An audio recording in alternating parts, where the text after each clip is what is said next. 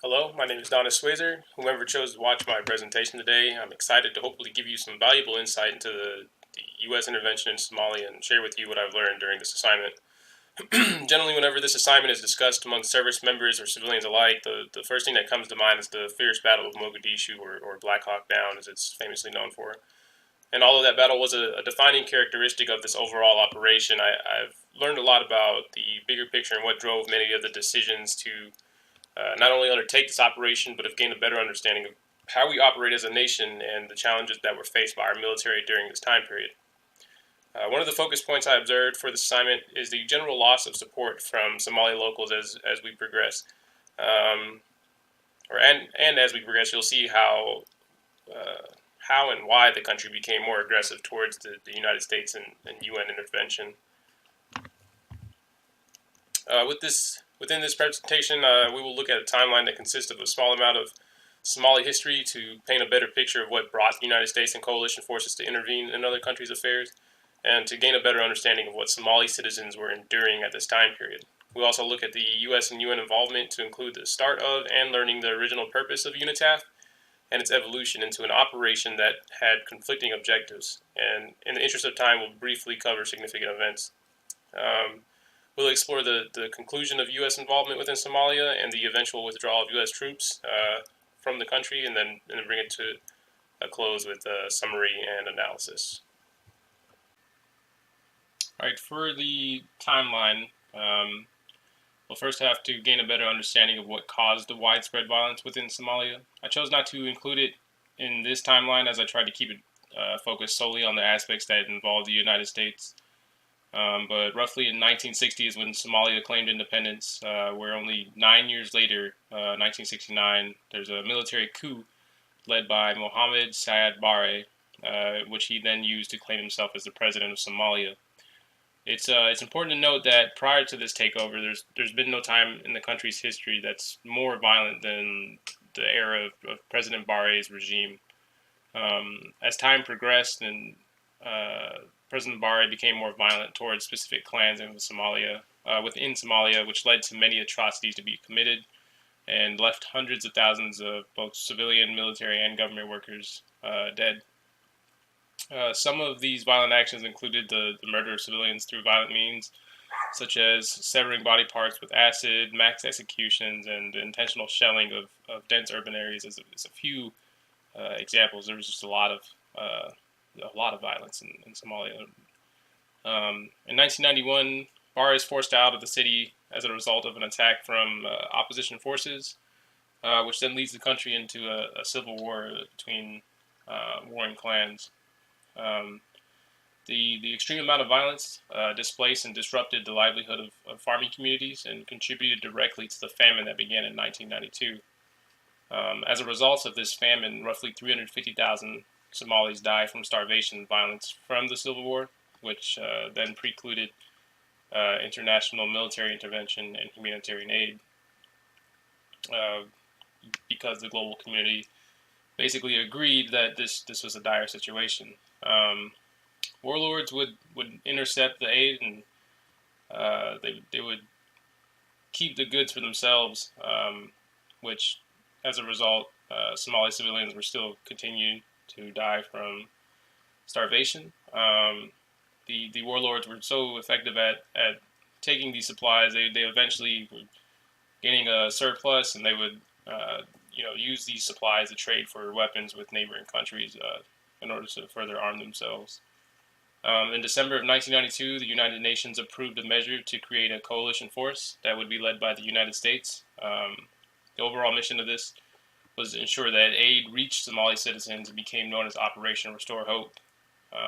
In October of 1993 is when the Battle of Mogadishu took place. 1994 is when the U.S. officially suspended operations in Somalia. With no one to protect them, then the humanitarian effort a year later leaves in 1995. All right, for the relief concept slide, I wanted to highlight the relief concept and how the country was divided into HRSs, which are humanitarian relief sectors, in order to better organize and coordinate with other units within Somalia. Um, UNITAF, or the United Task Force, was comprised of roughly 38,000 troops, of which 25,000 belonged to the United States. The rest came from multiple countries that joined the coalition. R4, or U.S. Army forces, solely focused on four sectors. And within this picture, they're highlighted in blue. It's the general overview from the Army's perspective. MAR4 is a smaller component of the UNITAF, but they focused on HRS Bardera, which is to the west, and Mogadishu for simply because it's where the Marines came from the coast. And they provided security within Mogadishu as well.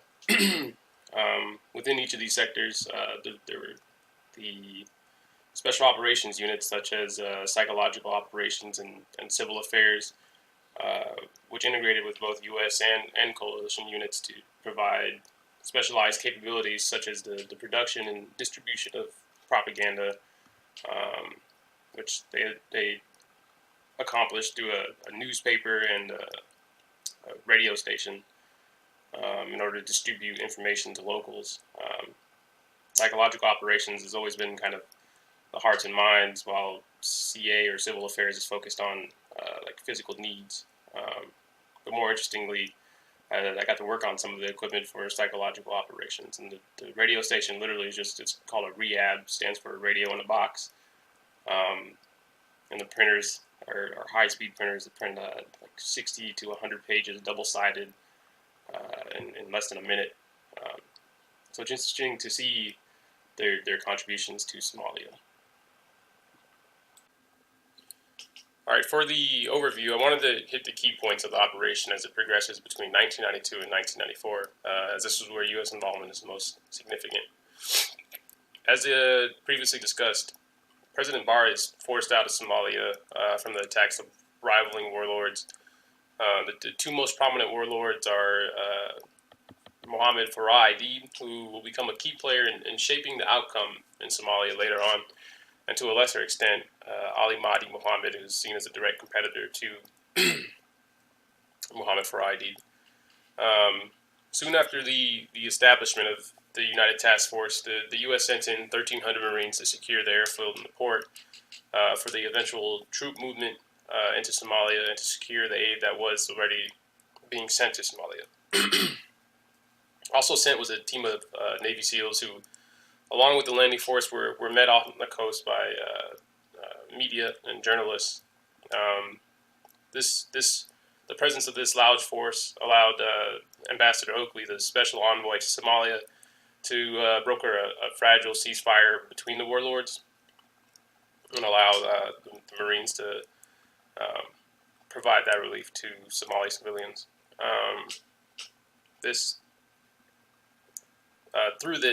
By the end of December, the United Task Force had already accomplished its initial objective of restoring the flow of relief supplies through the port and airport, and along with this, at the end of December, large amounts of troops began to pour into Somalia in order to move to their designated relief sectors to provide aid deeper within the country, as previously discussed. In January, Joint Special Operations Command is established and begins conducting operations. With the original mission accomplished, the UN expands its ability to interfere in other countries' affairs, and Operation Restore Hope becomes Operation Continue Hope. By May of 1993, the country is seen as relatively peaceful, and through this, the United States is looking for an exit strategy and wants to transition the bulk of the relief effort to the United Nations. This can be seen as one of the first conflicts, because the UN was mostly focused on wanting to disarm warring clans and rebuild the nation in order to prevent further violence in the future. The following month in June, 24 Pakistani soldiers are ambushed and killed by General Aidid's militia forces, which is seen as a direct attack against the UN and pushes the UN to adopt far more aggressive measures to accomplish their mission, which includes the use of tank patrols that are focused mostly around the ambush site and cities, the use of AC-130 gunships to destroy weapons facilities and radio transmission sites, it charged General Aidid as a war criminal and pushed the issue of a warrant for his arrest and put a $25,000 bounty on his head, which is one of the first alarming signals that his turn-in wasn't occurring, because in Somalia this is a large amount of money. But you see Somali civilians and militiamen ignoring that bounty, and it kind of reveals where the loyalties of this country are beginning to fall. This change in focus can also be seen as a tipping point for U.S. And coalition forces within Somalia, as the objective quickly changed from peacekeeping and nation building into violent raids and airstrikes in an attempt to capture General Aidid. And it, as previously mentioned, revealed that civilians were beginning to act on his behalf. This all continued over the course of a month. So from June to July, you just have multiple sorties being flown by AC-130 gunships. You have Cobra attack helicopters blowing up buildings.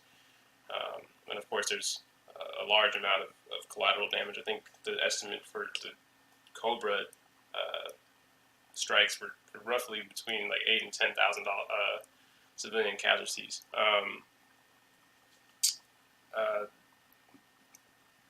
Following a raid that was conducted against Aidid, which used these attack helicopters, it revealed the first hostile civilian crowd of Somalis, which in turn killed 4 Western journalists in retaliation to the raid. As a result of these aggressive tactics that are being used against General Aidid, he orders his militiamen to emplace an IED, which is responsible for 4 American deaths, as it struck a military police jeep. And this is in early August. This was what prompts the United States to react with the establishment of Task Force Ranger, which is an elite special operations unit that was comprised of Army Rangers and Delta Force operators, which were deployed to Somalia only 3 weeks later. I want to note that among Task Force Ranger, there were no elements dedicated to nation building or security. These soldiers were extremely effective at neutralizing enemy combatants, and that's precisely what they did. Task Force Ranger will go on to conduct 7 missions and raids in an attempt to capture General Aidid or his officers, where each mission saw aggression and a willingness to engage U.S. forces in direct combat on behalf of both militiamen and Somalis alike. The 7th mission, conducted by Task Force Ranger, Operation Gothic Serpent, I think is a name that it goes by, is what later became the Battle of Mogadishu, or Black Hawk Down, which saw the death of, or saw to the deaths of 16 U.S. Rangers, with an additional 57 wounded, and roughly, the estimates lie between 500 and 1,500 Somali casualties, which is ridiculous. This prompted a response from the U.S., which is seen as a major turning point for our involvement in Somalia, and this surge of troops was part of President Clinton's exit strategy for troops in Somalia. So now moving to the conclusion of U.S. forces in Somalia, with the aftermath of the Battle of Mogadishu, saw to a large increase of armored vehicles and personnel in order to conduct defensive operations for the withdrawal of U.S. troops. On the 6th of October, President Clinton gives clear direction to the Joint Chiefs of Staff to suspend operations against General Aidid, and Ambassador Oakley is reappointed as Special Envoy to Somalia. By the 9th of October, Ambassador Oakley arrives in Somalia to seek the release of CW2 Michael Durant, helicopter pilot downed during the Battle of Mogadishu and captured by Somali militiamen loyal to General Aidid, and announced the timeline for the withdrawal of U.S. forces. And then by October 14th, General Aidid releases CW2 Michael Durant as a goodwill gesture. Several months passed by with limited violence and activity as compared to full-scale operations that were going to, or the full-scale operations that were going on prior to the Battle of Mogadishu. And by the 25th of March, 1994, U.S. forces fully withdraw from the country, followed by the UN a year later, who failed to establish peace within a war-torn country. So you've probably looked at the timer and are a little confused as to why this is over 15 minutes, but bear with me because we're almost to the end. For the summary, we've covered how and why the U.S. and UN ended up in Somalia. We learned about the regression of UNITAF, UNISOM, UNISOM 2, and the withdrawal of U.S. troops. We've observed the mishandling of a peacekeeping mission as it turned its focus toward the capture of an individual and began wreaking havoc on the country, with many civilian casualties that eventually turned local Somalis against the U.S. and UN forces. I feel like as a military, we approached the peacekeeping nation building mission with the wrong implement of soldiers. With the U.S. coming out of the Vietnam and Cold War era, I feel like we were too focused on a force on force strategy, and we're a little ill prepared to take on the type of operation Somalia called for.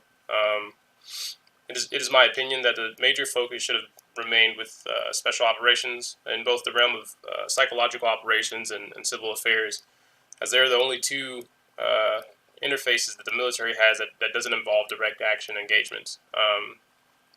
Aside of that, thank you for your time, and I hope you learned something about the U.S. intervention into Somalia.